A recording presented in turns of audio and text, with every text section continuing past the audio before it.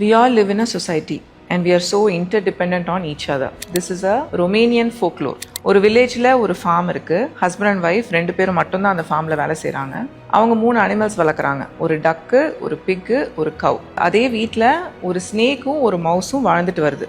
ஏதாவது அந்த வீட்டில் முக்கியமானது நடந்துச்சுன்னா these animals have a way of communicating with each other. So ஒரு நாள் நைட்டு கிச்சனில் இந்த மவுஸ் இருக்கும்போது ஃபார்மரோட ஒய்ஃப் மவுஸை பார்த்துட்டு கத்திட்டு, "ஓ மை காட், நாளைக்கே ஒரு மவுஸ் ட்ராப் வைக்கணும்" அப்படின்னு சொல்கிறாங்க.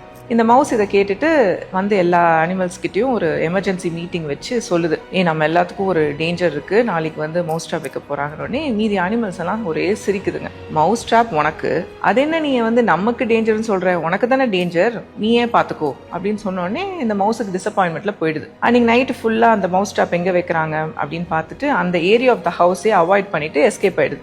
எங்கே இருக்குன்னு தெரியாமல் இந்த ஸ்னேக் அந்த மவுஸ் ட்ராப்பில் மாட்டிக்குது. வலி உயிர் போகுது ஸ்னேக்குக்கு, செம்ம கோத்தில் இருக்குது. காலையில் ஃபார்மர் ஒய்ஃப் வரும்போது என்ன பண்ணிடுது, பைட் பண்ணிடுது ஃபார்மர் ஒய்ஃபை. ஃபார்மர் வராரு, பார்த்த உடனே ஃபஸ்ட்டு அந்த ஸ்னேக்கை அடித்து கொன்னுடுறாரு. ஸ்னேக் செத்து போயிடுச்சா, உடனே ஃபார்மர் ஒய்ஃபை வந்து டாக்டர்கிட்ட கூட்டிகிட்டு போகிறாங்க. டாக்டர் வந்து, "நீங்கள் இவ்வளோ லேட்டாக வந்திருக்கீங்களே, நான் மருந்து போடுறேன், பட் ஐ டோன்ட் நோ, நீங்கள் வெயிட் பண்ணி தான் பார்க்கணும்னு சொல்லிடுறாங்க." அங்கே வந்து இன்னொரு பேஷண்ட் சொல்கிறாரு, "ஸ்னேக் பைட்டுக்கு உடனே டக்கோட ரத்தத்தை போட்டிங்கன்னா சரியாயிடும்" அப்படின்னு உடனே ஃபார்மர் வீட்டுக்கு போய் அந்த டக்கை கொன்று அந்த ரத்தத்தை போடுறாரு ஒய்ஃபை சேவ் பண்ணுறதுக்கு. டக்கும் செத்து போயிடுதா. ஒரு 1 வீக் பார்க்குறாங்க, அவங்க பிழைக்கல. அந்த 1 வீக் அவங்க சிக்காக இருக்கிற டைமில் வந்து நிறைய ரிலேட்டிவ்ஸ் வராங்க. ஃபார்மரும் ஒர்க் பண்ணல, அவங்க ஒய்ஃபும் ஒர்க் பண்ணல, பணம் இல்லை. இருந்த பிக்கை வந்து கொன்று எல்லாருக்கும் சாப்பாடு போடுறாரு. பிக்கும் செத்து போயிடுச்சா, ஃபார்மர் ஒய்ஃப் இறந்துடுறாங்க. ஃபியூனரலுக்கு எல்லா சொந்தக்காரங்களும் வராங்க.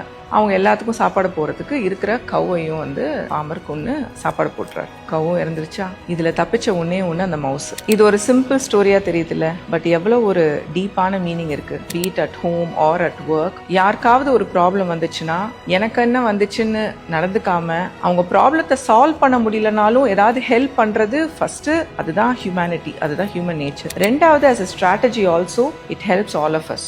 யாருமே entirely self sufficient கிடையாது. இன்னொருத்தங்களை சார்ந்து தான் நம்ம வாழறோம். இது எல்லாருக்குமே ஒரு இம்பார்ட்டன்ட் லெசனாக இருக்கும்னு நம்புறேன்.